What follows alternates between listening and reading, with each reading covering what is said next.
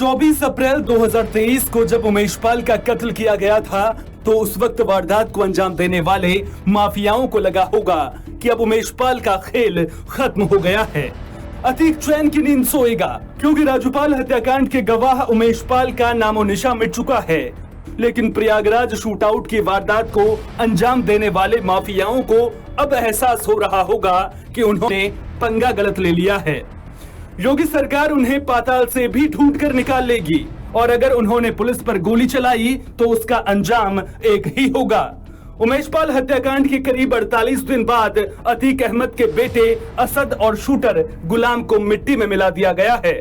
खबर है कि पुलिस को इनपुट मिला था कि ये दोनों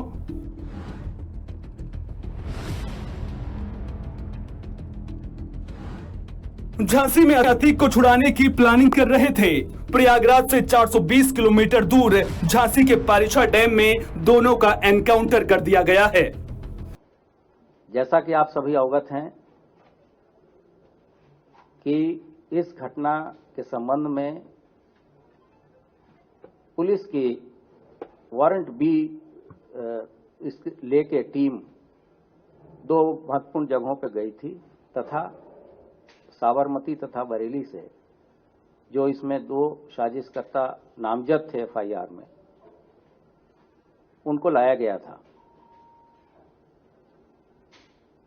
इस तरह के इंटेलिजेंस इनपुट थे कि स्थानीय स्तर पे या रास्ते में कॉन्वॉय पे हमला करके अपराधियों को छुड़ाया जा सकता है। अपराधी थे असद पुत्र अतीक और गुलाम पुत्र मकसूदन, इनको जीरोइंग किया गया और वहाँ पर जब एसटीएफ की टीम पर कार्रवाई करते हुए गई तो उन लोगों ने ताबड़तोड़ फायरिंग किया और उसके पश्चात आत्मरक्षार्थ की गई फायरिंग में एसटीएफ के जवानों ने इनको ट्रैक डाउन किया और उस पर ये दो बदमाश मारे गए। इनके पास से विदेशी असलहा बरामद हुई है, ढेर सारा आमनेशन बरामद हुआ है। 45 दिन में एसटीएफ कितनी परेशानी उठाना पड़ी सर? देखिए, हम लोग 24 फरवरी के बाद से लगातार जो भी आपके 45 डेज गए हैं तो रात दिन हम लोगों ने न दिन को दिन माना है न रात को रात, और लगातार हम लोग प्रयास कर रहे थे। एसटीएफ की सभी टीमें लगातार प्रयास कर रही थी। उमेश पाल जो एक इम्पोर्टेंट हत्या के गवाह थे और उनको ब्रदर दो सिक्योरिटी पर्सनल दो पुलिसकर्मी जो है दिए गए थे और सोफिस्टिकेटेड ऑटोमेटिक आर्म्स, इन तीनों की हत्या की गई और ये गैंग तत्काल आइडेंटिफाई हो गया क्योंकि टेक्निकल इनपुट्स भी थे हमारे पास और साथ ही सीसीटीवी फुटेजेस भी मिले। सीसीटीवी फुटेजेस आप सभी ने पूरे देश में दिखाया है। इन अपराधियों के पीछे एसटीएफ तभी से लगी हुई थी। ये प्रेस्टिजियस केस था क्योंकि ये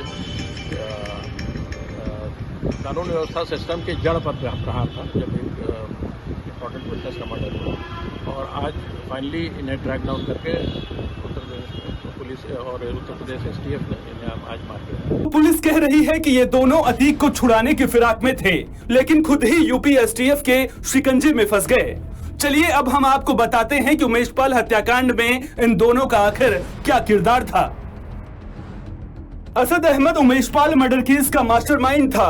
वारदात को अंजाम देने वाले 5 शूटरों में से एक था और अतीक के तीसरे नंबर का बेटा था जो एलएलबी का स्टूडेंट था। यूपी, गुजरात, एमपी, पश्चिम बंगाल से लेकर नेपाल में पुलिस असद की तलाश कर रही थी। वहीं गुलाम मोहम्मद प्रयागराज में स्थानीय बीजेपी नेता का भाई था। हत्याकांड में नाम आने के बाद भाई को बीजेपी ने निकाल दिया था।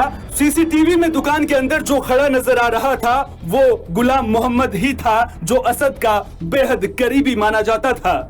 इन दोनों के एनकाउंटर के बाद सबसे ज्यादा खुश अगर कोई है तो वो उमेश पाल का परिवार है। उमेश की मां और पत्नी योगी सरकार की तारीफ करते नहीं थक रहे, साथ ही कह रहे हैं कि अभी अतीक को मिट्टी में मिलाना बाकी है।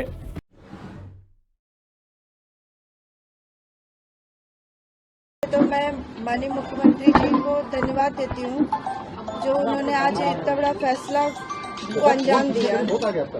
उन्होंने जो किया है बहुत अच्छा किया है। उन्होंने अपनी बेटी का सुहाग के कातिलों को सजा दिलाई।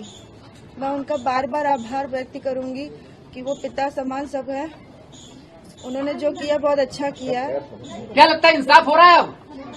इंसाफ तो हुआ ही है, लेकिन क्या कर रहे हैं यार, आगे भी रास्ता इसी तरह मैं मांग करूंगी कि इंसाफ आगे भी दे।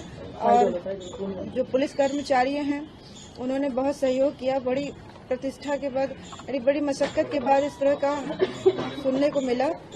आगे आपकी क्या मांग है? आप मैं माननीय मुख्यमंत्री जी पे सब कुछ छोड़ा है, वो जो कुछ भी करेंगे उचित करेंगे, अच्छा करेंगे। हम लोग तो पहले से चिल्ला रहे थे, लेकिन हमारा चिल्लाना हमारे हाथ में नहीं था। थोड़ा जोर से माता जी। मतलब जो हम चिल्ला रहे थे कि एनकाउंटर किया जाए, तो मेरे हाथ में नहीं था, मेरा कहना था। लेकिन मैं इस समय मुख्यमंत्री जी का बहुत बहुत धन्यवाद करती हूँ और पुलिस विभाग के ऊपर, जो कि उन लोगों ने मुख्यमंत्री का आदेश था, जो यहाँ के मुख्यालय के पुलिस प्रशासन के हैं, उन्होंने अपना फर्ज अदा किया जो उनको करना चाहिए, उन्होंने अच्छा न्याय किया। इसके आगे अब जो भी हुआ है वो कानूनी तौर से फैसला हुआ है। आगे जो है उनके लिए भी जो प्रशासन सोच रही है, या इतनी दिन से भाग दौड़ मचा रही है, पुलिस विभाग छटपटा रही है, तो उनको जो करना है वो अपने लाइन से अपने हाथों द्वारा करेंगे। हमें मुख्यमंत्री जी के ऊपर पूरा भरोसा था और आज भी भरोसा है कि वो हमको अच्छा फैसला देंगे और फैसला के बाद हमारे आत्माओं को संतुष्टि। ठीक है, आपके घर के सामने असद और गुलाम जिस तरीके से गोली चला रहे थे, आज पुलिस के हत्थे चले, इनकाउंटर हो गया, क्या लगता है इंसाफ की पहली सीढ़ी मिल गई है? देखिए, वो तो हम कह रहे हैं ना कि मुख्यमंत्री जी के ऊपर और पुलिस विभाग के ऊपर हमको पहले से भरोसा था।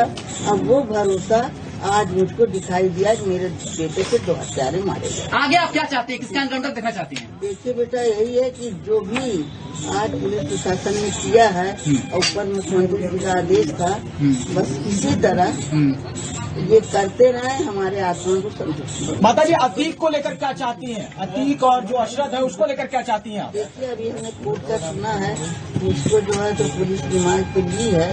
अब वो जब रिमांड पे ले चुकी है तो जितना होगा अपने कानूनी कार्रवाई से उनसे पूछताछ करेंगे। उसके बाद वो जो बयान देगा, अगर कसूरमंद होंगे तो उनको अदालत सजा देगी, अगर कानूनमंद नहीं। असद और गुलाम के एनकाउंटर से बीजेपी के नेता भी गदगद हैं, संदेश देते हुए नजर आ रहे हैं कि माफियागिरी यूपी में तो बिल्कुल भी बर्दाश्त नहीं की जाएगी और माफिया मिट्टी में ढेर कर दिए जाएंगे। जो पुलिस पर गोली चलाएंगे उनका हश्र कुछ ऐसा ही होगा। उत्तर प्रदेश पुलिस और एसटीएफ के जवानों को बहुत बहुत बधाई देता हूँ। उत्तर प्रदेश सरकार की ओर से, उत्तर प्रदेश की 25 करोड़ जनता की ओर से, और इतने बड़े अपराध को अंजाम देने वालों का हश्र तो होना ही था ऐसा, लेकिन हम सबको प्रतीक्षा थी कि वो फांसी के फंदे पे लटकते पैरवी के आधार पर। लेकिन जब उन लोगों ने पुलिस पर गोली चलाई है तो पुलिस को जवाबी कार्रवाई करनी पड़ी, जिसमें यह खूंखार अपराधी ढेर हो गए हैं। और मैं फिर से एक बार पुलिस की टीम को बधाई देता हूँ। बाकी बचे अपराधी पाताल के अंदर भी घुस गए होंगे तो उनको भी खोज निकालेगी उत्तर प्रदेश की पुलिस, यह भरोसा रहे। वहीं अब मामला सियासी रंग लेता हुआ भी नजर आ रहा है। समाजवादी पार्टी के मुखिया अखिलेश यादव और बसपा सुप्रीमो ने एनकाउंटर को लेकर सवाल खड़े किए हैं। अखिलेश यादव ने ट्वीट किया, झूठे एनकाउंटर करके बीजेपी सरकार सच्चे मुद्दों से ध्यान भटकाना चाह रही है। भाजपाई न्यायालय में विश्वास ही नहीं करते। आज के व हालिया एनकाउंटरों की भी गहन जांच पड़ताल हो व दोषियों को छोड़ा न जाए। सही गलत के फैसलों का अधिकार सत्ता का नहीं होता है। भाजपा भाईचारे के खिलाफ है। वहीं मायावती ने ट्वीट किया, प्रयागराज के अतीक अहमद के बेटे और एक अन्य की आज पुलिस मुठभेड़ में हुई हत्या पर अनेकों प्रकार की चर्चाएं गर्म हैं। लोगों को लगता है कि विकास दुबे कांड के दोहराए जाने की उनकी आशंका सच साबित हुई है। अतः घटना के पूरे तथ्य व सच्चाई जनता के सामने आ सके, इसके लिए उच्च स्तरीय जांच जरूरी। खैर, सियासत अपनी जगह है और अगर एनकाउंटर को लेकर किसी तरह के सवाल हैं तो जांच भी होनी चाहिए। लेकिन यूपी सरकार का संदेश साफ है कि माफियागिरी तो यूपी में कतई नहीं चलने वाली। वहीं माफिया अतीक को जब बेटे के एनकाउंटर की खबर मिली तो वो कोर्ट में ही रोने लगा।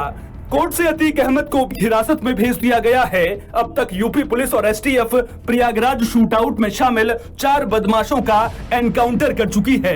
देखना दिलचस्प होगा कि बाकी बदमाश अब पुलिस के सामने सरेंडर करते हैं या फिर नहीं। Special report AB star news.